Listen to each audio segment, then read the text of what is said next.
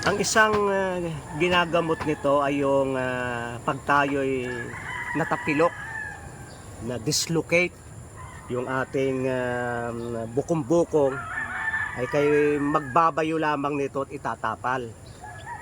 At ang isa pang magandang gamit ito ay rayuma. Sumasakit ang rayuma sapagkat may mga rayuma na galing sa bituka. Yan ay bawat sakit ay mayroong kanyang bakterya na dapat ma-address. Makainom tayo ng antibacterial para sa gayong sakit. At kung ang pag-usapay rayuma, ito ay mahusay na tea ng taong may rayuma.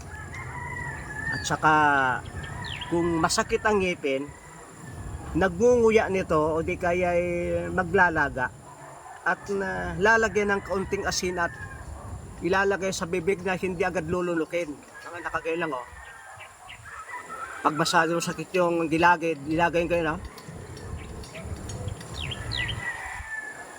para mahugas yung gilagid. Pag ito ay nakontak doon sa uod ng ngipin ng gilagid, ay siya ay namamatay.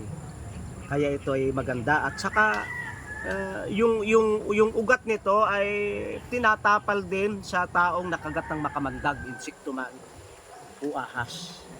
Ito isa sa magandang pan. Ang special feature dito, marami siyang klaseng kulay.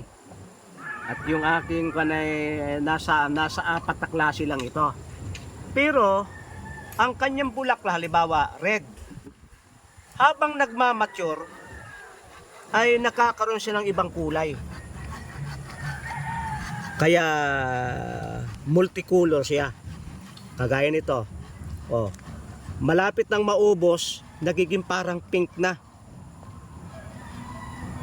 Ito yung original, red. Pag mature na, gayon na. Pag nalagas na yung kwam, nagiging pink na. Oh. Ayan na, nakakatuwa.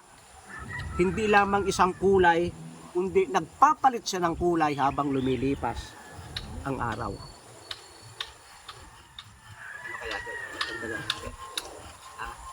Maraming salamat sa inyong pagsubaybay sa Natural Wellness si Pastor Vito.